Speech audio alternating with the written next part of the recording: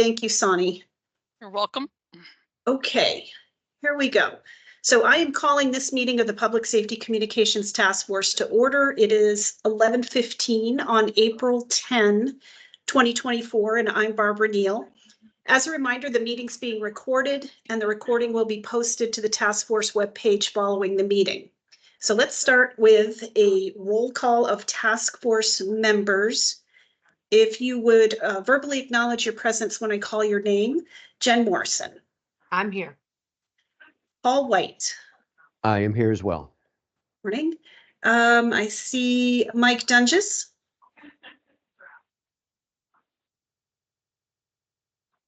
Didn't hear you, Mike.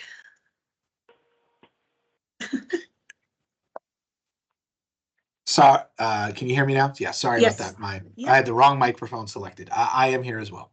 Good morning. Ron Kumitz. I am here. Morning. And Jim Mack. I am here. Okay. I do not see Michael Wright on the call yet. Okay. So also joining us today and filling in for Callie is Sonny Johnson from the Enhanced 911 Board. She's our administrative support today. Thank you, Sonny. We have our project management team from Televate. Rick and Dom are on the call. Morning, everyone. And morning. And I see also that Rance Duffy is here with us from Mission Critical Partners. And we have at least, morning Rance, we have at least one member of the public. Stephen, would you like to introduce yourself?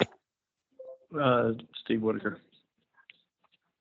Okay, and actually, I do not see anyone else from the public. So we can move on to approval of the agenda. The agenda was distributed to task force members by email. It's also available on our webpage. Do task force members have any changes to the agenda for today? All right, we will consider the agenda approved. And move on to approval of the minutes from the regular meeting number 22 on March 27th, 2024. Task force members have any changes to these minutes? Okay. Jen, I think were you saying something? Yeah, I'd be happy to make a motion to approve the minutes of the regular meeting number 22 held on March 27th, 2024. I'll second that. Seconded. Great. Any discussion? Further discussion? All right, all in favor then of approving the minutes from March 27th, raise your hand or indicate by saying aye. Aye. See Ron's hand. I see all other hands are up. The minutes are approved. Okay, moving to public comment. We have one member of the public. So Stephen, if you'd like to take a minute to offer your thoughts, go right ahead. No, that was clever how you said a minute, but I'll. If you would like I'll to take a take the period bait. of time during public comment Yeah. to offer your feedback, go ahead. So I want to reiterate some concerns I've raised multiple times prior.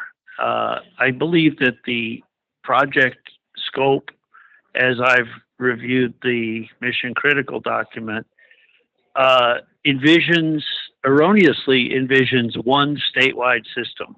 And it's clear that there's never going to be $200 or $300 million at anybody's disposal to build one statewide system. It would have been done by now under Terry's tenure. Terry LaValle had that been a possibility. And what I see seriously missing from the work plan is an immediacy on designing resilience and failover among the regional systems that we rely on day to day. And so what I feel is happening is that the fear and feel is happening is that the department is dreaming of having and owning a statewide system, which they can't even seem to get their own LMR densified. And we're all going to pay the price for that omission in the planning and the work plan documents. That I believe you need to take a much more active role in directing I'm talking to the members here, the majority that can outvote the department. You need to take an active role in directing that immediate resilience measures between and among radio systems that are typically regionally or municipally owned, such that we could withstand a hurricane. We're entering probably the highest hurricane season soon. We're also entering, the highest potential for solar disruptions. So we are kind of sitting ducks, lacking any plan, and we seem to be proceeding. There's also in this work plan, there's no effort to fill the cellular dead zones. And the department's 10-year plan, which I referenced at the last time I spoke to this board, this task force, the 10-year telecommunications plan has a joke of efforts to densify, fill the cellular dead zones. And it was just a half hour ago, I heard your co-chair addressing GovOps saying she'd really like to know where there's only one tower serving an area such that if that tower fails, no one could call 911. And yet that same lack of leadership or failed leadership has informed the vendors that were submitting proposals here that no, filling cellular dead zones is not part of the scope of work for this project. So I think y'all have been somewhat complacent, and you need to get much more vigorous and speak up and outvote the chairs if you have to, but you can't keep leaving these big gaps undone. So resiliency and failover among existing systems is a high priority, as is honoring the governor's highest demand for cellular infill coverage. And right now we have no momentum on either of those as evidenced in the work plan. I want to take issue with Paul's comment that he doesn't see your lawyer vetting public records requests. I'll point out that this Department of Public Safety is not working. They're stalling every request. They're taking maximum advantage of 10-day extensions when none are required. They're stonewalling. I still don't have the contracts for the program manager for the CDS, for which this task force is to be ongoing, responsible, and exerting oversight, as you learned at the recent meeting or weeks prior to that from me. So the contract, the COPS grant restricts consultant fees to, I think, $60 or $80 an hour. So I doubt we're going to get anybody of the right caliber for that amount of money. I've asked for waiver requests, and Department of Public Service plays stupid now and says, oh, what kind of waivers are you talking about? Not the same waivers I just asked for, a month ago.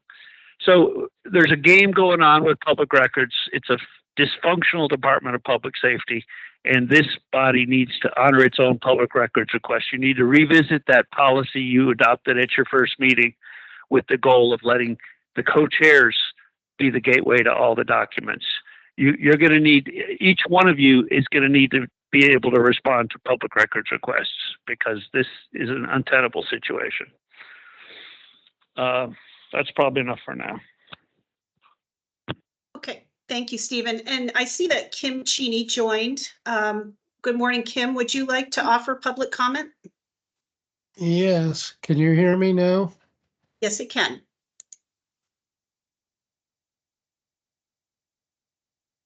Go ahead.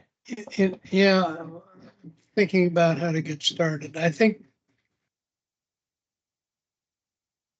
what troubles me about this is this effort is not about technology, it's about money fundamentally. Virtually everybody in Vermont needs this service. If your granny gets sick or you get sick, you need to be able to call somebody. And the problem we started to try to solve was the overworking of the 911 system, so that you can't keep employees because they go nuts trying to figure out the number of different units they have to comply with. So fundamentally, it's about money, and my suggestion is the first thing to do is find out how much every local group is now spending on dispatching.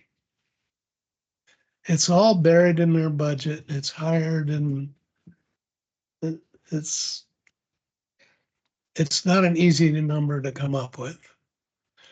But if, for example, Montpelier spends $20 per person per year on dispatching, that's at least a number, and that that's already being spent. So the next question is, how much more do we need to spend to get some basic communications for all the people that need it? And obviously, there's only two sources, property taxes and a broader state budget or federal assistance. But that way we would know what we need to do. Then we can figure out roughly what the bottom line cost is. And Paul White's comments about Hartford, I think, spending enormous amounts per capita. There's got to be a number for the per capita spending based on the equalized grand list of a community, so that we would know that everybody is paying some amount. And I'll bet right now those numbers are all over the lot. Some towns are spending, as Paul said, 5 times as much as others per capita. That's where I would start. Let's get the per capita equalized cost that people are now spending and try to construct a budget of what is needed to allow people to get the services they need. And then we can look for funding sources and try to spread it out fairly. That's what killed the project here in Barre Montpelier, was money. And so it's going to kill every project. Let's start with where the problem is. See if we can't figure out where to go from there. Thank you. Thank you very much. Okay. I don't see any other members of the public on the call, so we will move on to project updates, and I will hand this over to Dom. All right, thank you, Barb. We have been focusing most recently on the plans for data gathering and site visits and interviews to kick off that portion of the project. So we are putting together plans for those. The data collection strategy, a draft of that was developed, and the team of MCP, Televate, and task force members met to coordinate the discussion of data collection logistics and activities. So that has been updated and that is ongoing. We updated the contact information for the current list of dispatch centers, and we mapped them throughout the state, and that's assisting with MCP's planning processes. We also grouped the dispatch centers into, I believe, 4 different types, 4 different sets of or groups of centers to help with the, again, with the scheduling and the plans and priorities for data collection. Also, we developed a draft project, frequently asked questions, FAQ document. The draft was developed, and we've had a couple of revisions to that based on comments. We hope to have that published for the next period. Also, we've begun work on development of the April stakeholder newsletter, and we hope to have that published for the next period. And in the planning process, we hope to have a draft of the inventory schedule during the next phase, for the next task force meeting. Thank you.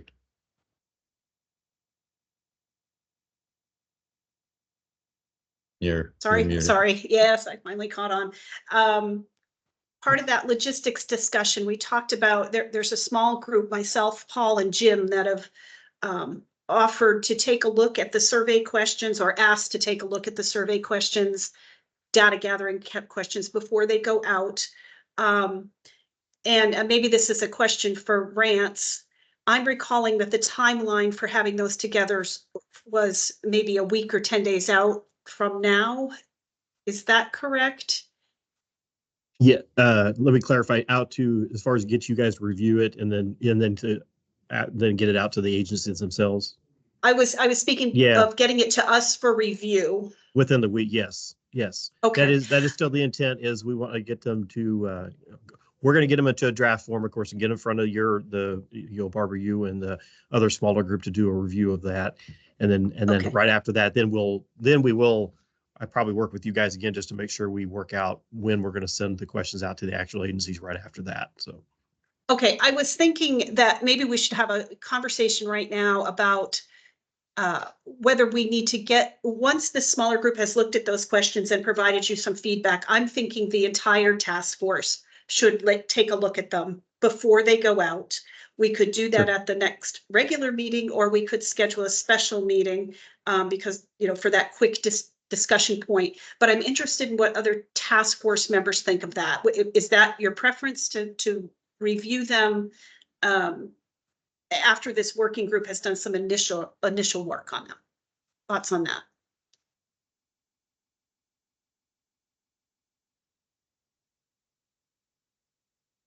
I can go either way. I think that the subject matter experts we've hired have done this or something similar in other places, and they're going to have more expertise than I have about how to drill down into doing this inventory and collecting, as to Kim Cheney's point, collecting the information on budgets and personnel, et cetera.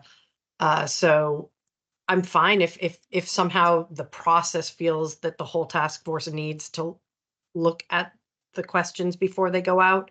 I'm certainly willing to do my part, but I don't think I'm going to have any unique knowledge that Jim, who operates in a dispatch environment, and Paul, having been the commander of our PSAPs, and you, Barb, being sort of an insider also, I don't think I'm going to have any special knowledge that the three of you and our hired subject matter experts wouldn't have. So I'll participate if somebody feels there's value in all of us looking at it, but to me, it feels like a slowdown in getting the questions in front of the people who we really want the answers from. Okay, that's good input. Mike Dunges, what do you think?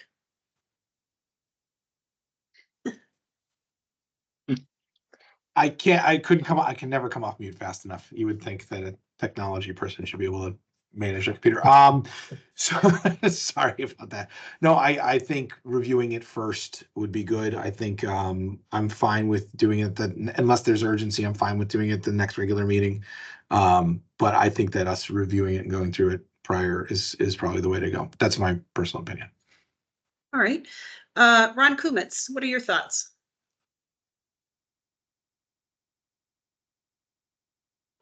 Yeah, I mean, I think that we can all just take a look at them as a group and run through them. Some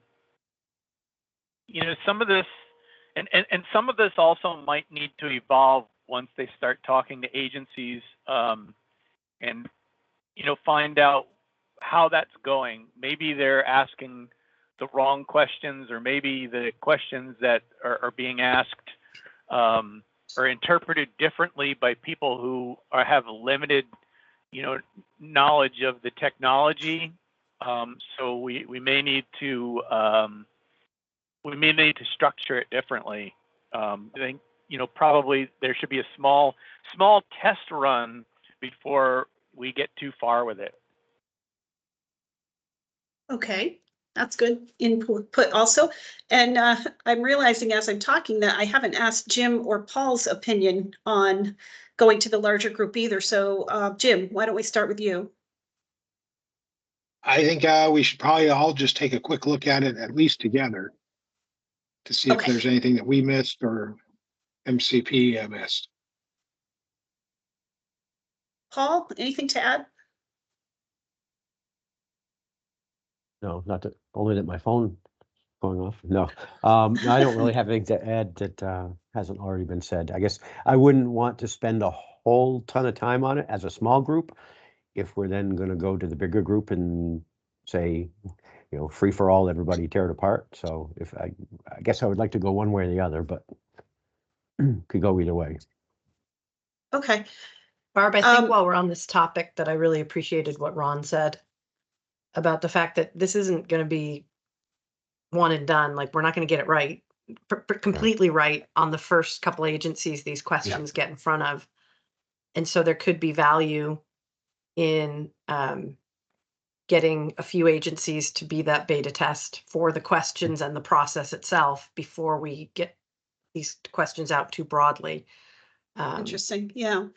So, and maybe since we have a PSAP administrator amongst our midst, maybe Shelburne could be that guinea pig. Maybe. Rance, I saw your hand up. Yeah, I just, as the conversation was going on, just want to interject. We do have to kind of help alleviate some of the concerns I think that were coming up as we talked, you know, Barbara and Jen, and where we put that data collection piece out there.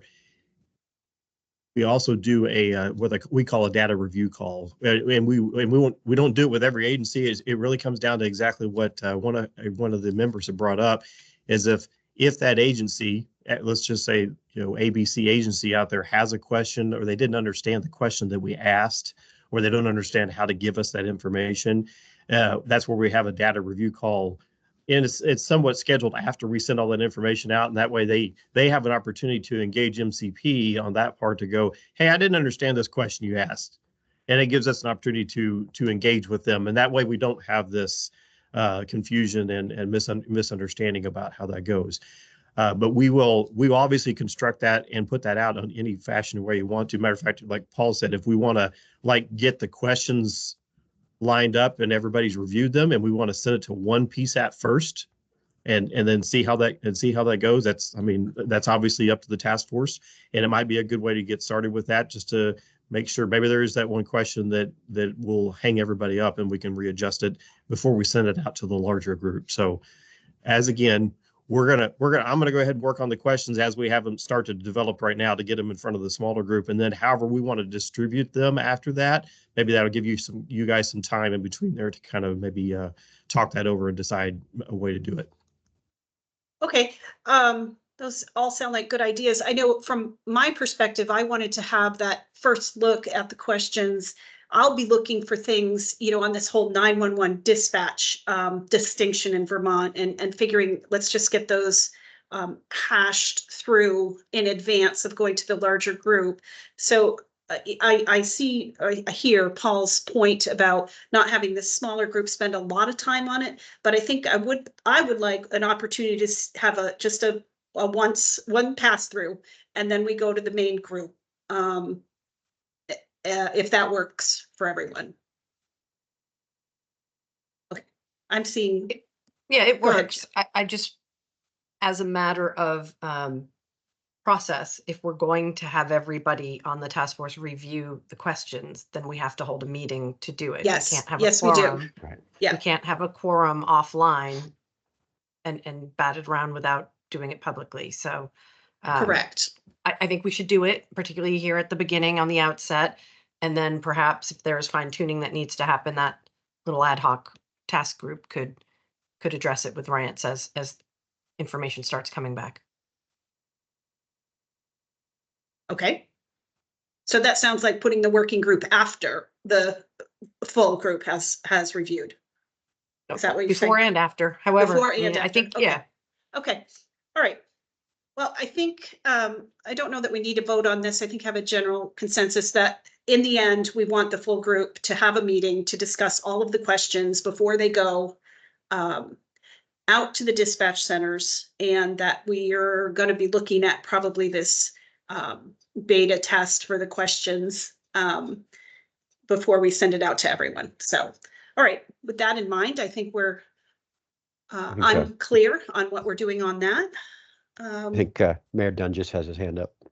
Oh, sorry, Mike, go ahead. No, it's fine. I had it up earlier. I just wanted to throw in my support. I like the idea of the beta test. I just wanted to put my support behind that. That's all. Not that it matters, but that's why I made it. Sounds like Shelburne and Rutland will be part of the beta test. There we go. I can walk the documents over myself. Right. Excellent. Good. Okay. So anything else from task force members on the project updates topic? Right. Hearing nothing. Is there any new business from task force members? Paul? And maybe this probably is not in the task force's purview at all. In fact, the more I think about it, I'm sure it's not. But recently I've seen several stories in the news about dispatch centers that are moving forward with enhancements or new projects. You know, for example, there was something a few weeks ago about South Burlington has made some improvements, and they're kind of recruiting for customer agencies that might want to be dispatched by South Burlington. I recently saw Windsor County Sheriff got some congressionally directed spending from Senator Welch, where they're making some improvements and they want to be a dispatch center. And I forget the third one that I saw recently. But my point is, I guess it's frustrating to see all these little projects sort of simmering all around when we're trying to work towards a fix for everybody. And I know we don't have any ability, or nor should we tell them to sit and wait for us, because we could be years away from having a solution. I'm not sure what, if anything, the task force should do for communication, just to make sure everybody knows that, you know, I'm not convinced that the whole world of public safety communications in Vermont knows what we're up to. Even though we're sending out stakeholder updates, we're sending out biweekly updates. I don't know how much they're paying attention to us and taking us into account when they are going forward with these new projects. And maybe there's nothing for the task force to do. I think there are some out there that don't know that we're doing anything really, even with the updates going out. I also think some are sitting out there just looking at it and saying it's probably not going to go anywhere. So we need to continue forward on our plans.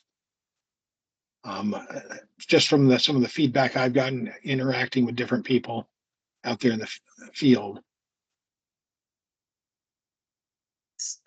So what to do about that? Go ahead, Jen. Barb, I think Paul raises an important point. There certainly are projects out there that I'm aware of where folks are investing money in building something more resilient or something better in their estimation. And I think this is also a conversation that is somewhat responsive to Mr. Whitaker's concern that it feels to him that we're driving towards one statewide solution. I just want to be very clear that in every piece of this process, the RFP, conversations with bidders who are proposing to take on parts of this project, this task force has been extremely clear that we want options.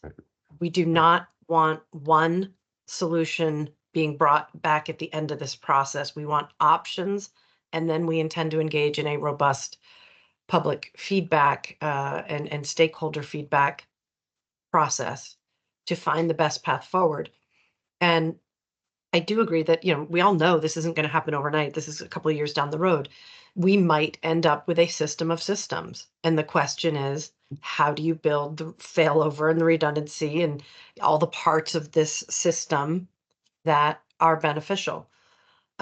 So I guess other than continuing to communicate frequently and repetitively, I don't see there's a role for us to discourage any of these projects, because it could be that they are beneficial to the future state, whatever the future state is. And in the meantime, it serves an important role in their local ecosystem. So I'm not sure there's a role for it, other than we know that Act 78 said, don't break it if it's working, right? Don't break whatever's working well. And to come back with something that's resilient and has failover and is find an equitable funding source. So I think it's okay that there could be these strong spots, shall we say, in there of dispatch of public safety communications out there. And it could all be part of the tapestry that gets woven together at the end. But I wouldn't recommend that we discourage that at this point. Yeah, and I can also, I don't want whatever I said, I don't want that to be interpreted as me thinking that we should discourage or that we are going to ultimately come up with one single solution that everybody has to buy into. I would hate to see some of these smaller organizations spend millions of dollars on building their own little system and have it turn out to be incompatible with the larger system of systems. But I don't know that there's anything we can do about that. Jim, you had a comment, and then we'll go to Mike. yeah, for the Eclipse, we'd invested some money on our end at Shelburne in a backup console system, basically taking our console remote. We did use the Eclipse as our soft test for operating our emergency operations center. That's a console system that a lot of us use out there. We just tested it out and it worked fine. That piece of information can be picked up by this committee and potentially rolled out to somebody else. Some of the work that South Burlington is doing is stuff that can be rolled out to the rest of us. I don't see that some of these projects are necessarily bad. I think they're some good projects, and some of the infrastructure behind them has nothing to do with dispatching. It has more to do with just the infrastructure. Part of Thanks, the Jim. project the state is looking at with the $9 million, that's a lot of infrastructure behind the scenes that I, as a dispatcher, may not use necessarily on a daily basis, but it's going to be there that I might use it in a later date and time. Okay, great. Thanks, Jim. Mike, how about you? Sure. I have two comments on two different sides of the conversation, right? And then Paul, I think it's a good observation.